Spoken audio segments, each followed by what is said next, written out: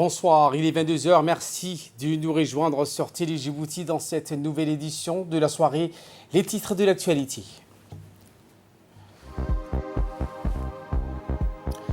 Le chef de l'État Ismaël Marguili a regagné ce vendredi en milieu d'après-midi le pays suite à sa participation au 13e sommet de l'autorité intergouvernementale pour le développement d'IGAD. Et l'inauguration par le Premier ministre de la nouvelle mosquée Abdulhamid II, construite par la Turquie. Dans l'actualité internationale, Alibaba a choisi l'Éthiopie pour abriter le deuxième hub africain de sa plateforme mondiale d'e-commerce. Voilà pour les titres, merci si vous nous rejoignez sur Télé Djibouti. Le président de la République, Ismaël Marguili, a regagné aujourd'hui en milieu d'après-midi le pays suite à sa participation au 13e sommet ordinaire de l'autorité intergouvernementale pour le développement, l'IGAD. Le principal ordre du jour de cette réunion ordinaire de l'IGAD était dévolu à l'adoption d'une stratégie commune des pays membres de l'organisation en matière de sécurité de la mer Rouge et du golfe d'Aden, deux voies maritimes d'intérêt majeur et en proie ces temps-ci à d'importantes tensions impliquant des nombreuses puissances. Outre ce premier sujet, le 13e sommet de l'IGAD a intégré d'autres thématiques plus subsidiaires du travail, la restructuration de l'organisation, le renouvellement de sa présidence et l'investiture de son nouveau secrétaire exécutif faisant partie des autres sujets à l'ordre du jour de ce 13e sommet ordinaire du l'IGAD. Eh bien, nous entamons l'ouverture des travaux de ce sommet qui s'est tenu à Addis Abeba, présidé par le Premier ministre éthiopien Abiy Ahmed en présence des dirigeants de la Somalie, du Soudan, du Kenya, de l'Ouganda, du Sud-Soudan. Les travaux ont porté sur les dossiers à l'ordre du jour, à savoir la révision des structures et les traités au sein de l'IGAD. Les chefs d'État ont examiné la situation en mer Rouge et le golfe d'Aden. Les sujets d'actualité dans les régions étaient au menu des discussions telles que le processus de réconciliation au Sud-Soudan où les diplomates djiboutiens sont en première ligne avec Dr Ismail, la lutte contre le terrorisme surtout en Somalie. D'autres sujets d'intérêt commun ont été traités par les chefs d'État de l'IGAD. La réunion au sommet a vu la participation du président de l'Union africaine, des représentants des Nations unies, de l'Union européenne, des partenaires de l'IGAD et de la Chine. Par ailleurs, les compétences de ces deux institutions djiboutiennes seront élargies à tous les pays du l'IGAD. Il s'agit de l'Institut de la diplomatie et le Centre de lutte contre le terrorisme et l'extrémisme.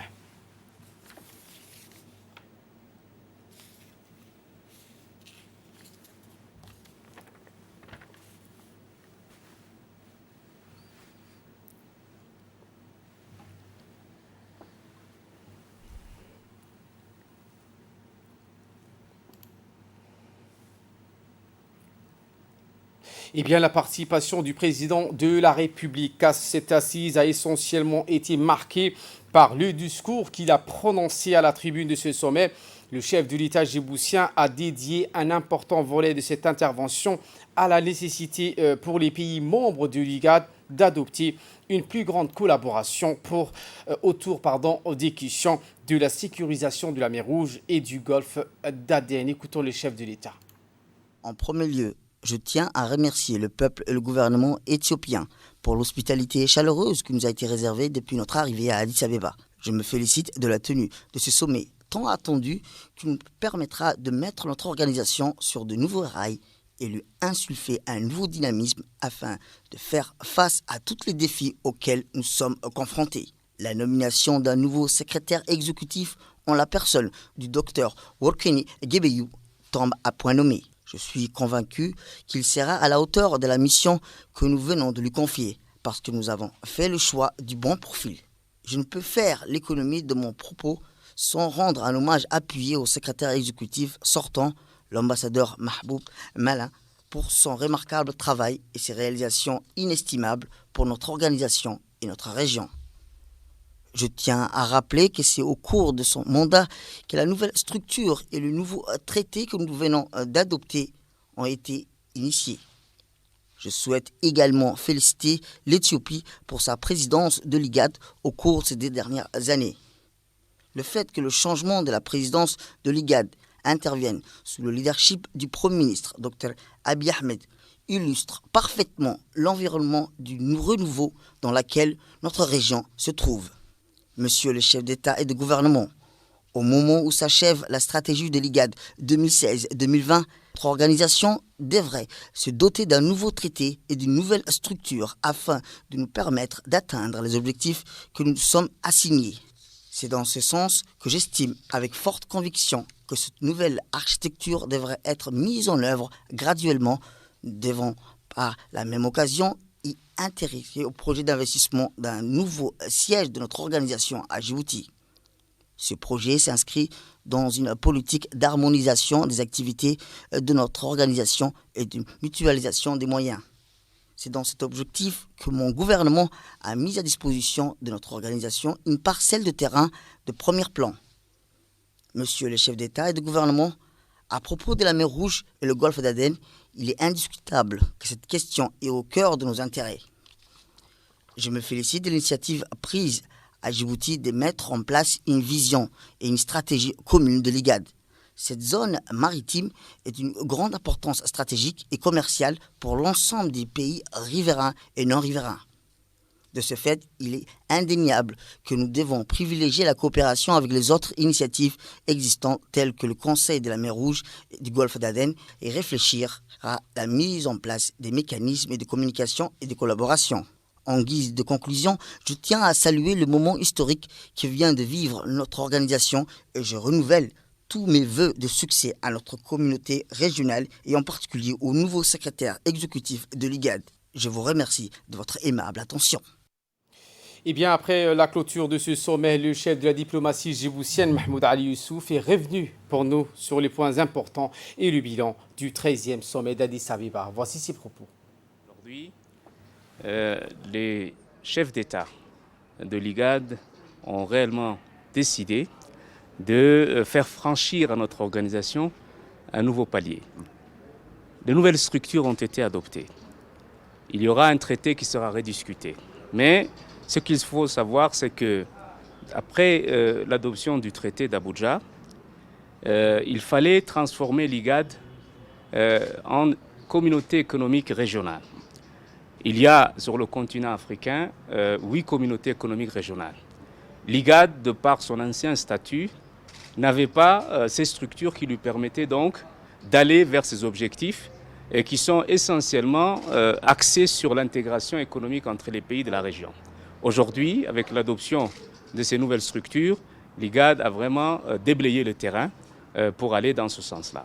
Ces nouvelles structures de l'organisation, au-delà du fait qu'elles servent les objectifs généraux de notre région, il faut ajouter à cela que 2 nouvelles structures ont été ajoutées. Il s'agit de l'Institut des études diplomatiques ainsi que du Centre de lutte contre l'extrémisme violent. Ce sont 2 institutions qui seront basées à Djibouti. Voilà donc un élément également positif dans la mise en place de ces nouvelles structures. Il faut également ajouter le fait qu'il y a un traité qui est le soubassement de ces objectifs, de ces structures. Et ce traité a été reporté pour une autre réunion afin de vraiment le consolider dans les mécanismes et les dispositifs qui vont permettre donc aux nouvelles structures de fonctionner. L'élément important lors de ce 13e sommet de l'IGAD, c'est que donc il y a eu un changement du secrétaire exécutif.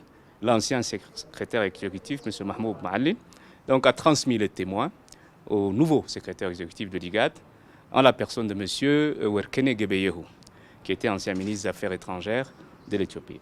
Et pour avoir un équilibre et une adhésion totale des pays de l'IGAD, afin que cette nouvelle dynamique et surtout ces nouveaux défis puissent être atteints ou surmontés du mieux qu'ils le peuvent, les États de l'IGAD ont décidé que pour un an, c'est le Soudan qui puisse mener le bateau, prendre la présidence, et Djibouti viendrait donc l'année prochaine à la tête de l'IGAD. Les raisons ont été, surtout les Soudanais ont beaucoup sollicité l'appui des pays de l'IGAD, disant que vraiment aujourd'hui, le Soudan vit une situation nouvelle. Ils vivent un état de je dirais, de transition, mais surtout de réinstauration de la démocratie dans ce pays. Ce qui fait que les chefs d'État de l'IGAD, qui avaient sollicité au départ que Djibouti prenne la relève, ont quand même pris en compte la demande du Soudan. Et Djibouti également a accepté de céder pour cette année le passage au Soudan pour reprendre le témoin l'année prochaine. Poursuivant son intervention, Mahmoud Ali Youssouf a rappelé que la révision de structure et l'élargissement des traités de l'institution régionale aura un nouveau élan renforçant l'intégration économique, la sécurité et la bonne gouvernance. Réécoutons. Il y avait d'autres sujets tels que la déclaration des pays de l'IGAD sur la nouvelle stratégie par rapport à la mer Rouge et au golfe d'Aden. Il y a une déclaration qui a été adoptée afin de pouvoir se préparer à tous les enjeux qui sont en train aujourd'hui de se déployer, de se développer dans cette région du monde. Vous savez qu'il y a beaucoup d'initiatives, notamment celle de l'Arabie saoudite, de l'Égypte, de l'autre côté de la mer Rouge. Les pays de l'IGAD ont voulu démontrer par l'adoption de cette déclaration qu'ils restaient impliqués dans ces efforts de stabilisation et de lutte contre différents phénomènes tels que le trafic humain, la piraterie, le terrorisme, et surtout pour rendre cette route maritime la plus fréquentée au monde beaucoup plus sûre pour le commerce international. Il y a eu des discussions, bien entendu, depuis hier, lorsque s'est tenu le Conseil des ministres, sur la mise en œuvre de l'accord de revitalisation sur le Sud-Soudan. Bien entendu, les chefs d'État ont beaucoup insisté sur le fait qu'il fallait maintenant former le gouvernement de transition au Sud-Soudan. Vous savez que lors de la dernière réunion du Conseil des ministres de l'IGAD, il avait été décidé de prolonger de 100 jours la période de pré-transition.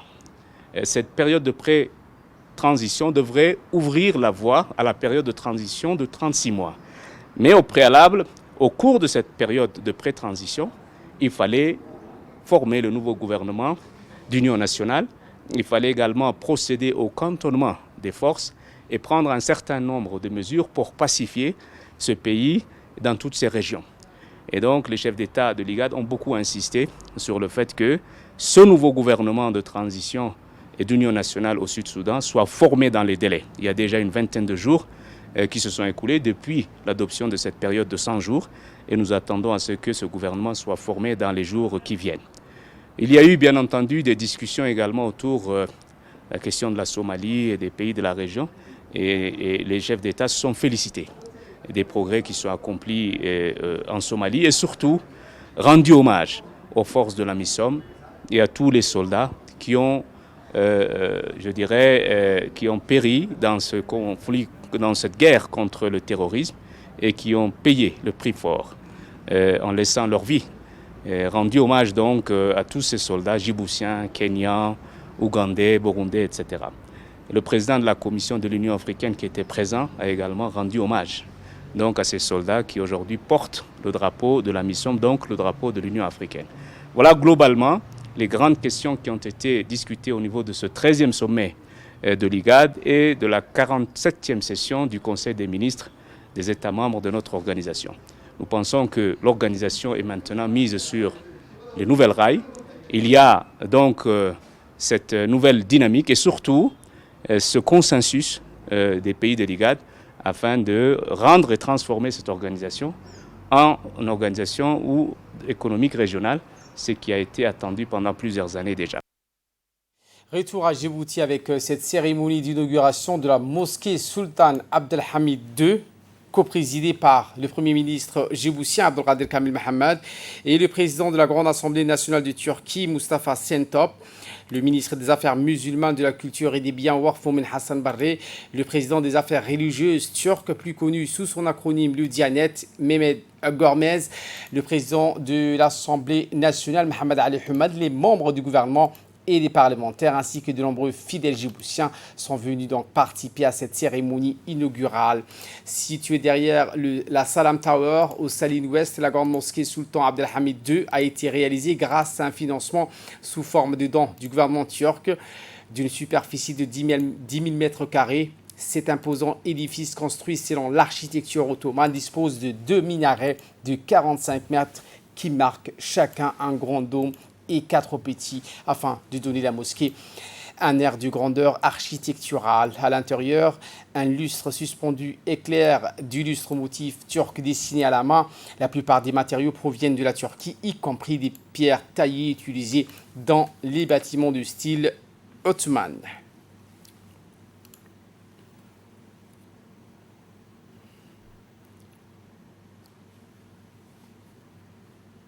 Le président de la Grande Assemblée nationale de la Turquie, Mustafa Şentop, a quant à lui précisé dans son intervention que la prière de ce vendredi marque l'ouverture officielle de la mosquée Sultan Abdelhamid II.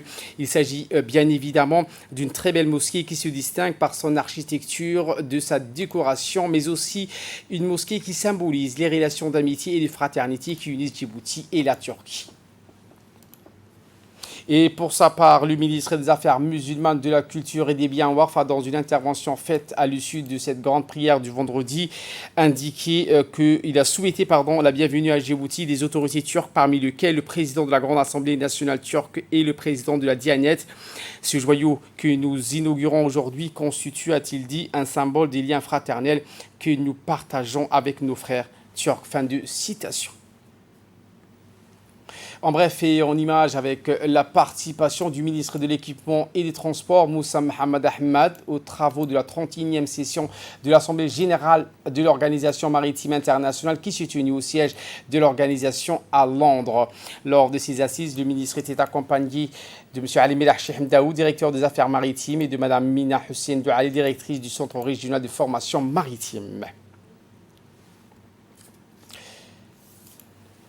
Retour à Djibouti avec les opérations d'assistance humanitaire en faveur des populations sinistrées. C'est ainsi que les forces armées djiboutiennes, à sa tête le général Zakaria Cheikh Ibrahim, ont prêté main forte à la population du 2e arrondissement. À cet effet, faisant appel au devoir de citoyenneté et de civisme, plus de 450 militaires issus de différents corps de la capitale ont été mobilisés ce vendredi, jour férié, dans les opérations de nettoyage et d'assistance humanitaire à la population tant affectée par les effets dévastateurs des intempéries. Eh bien, ces actes citoyens, civilo-militaires rapprochent les forces armées djiboutiennes à la population et démontrent le lien fort qui les unit.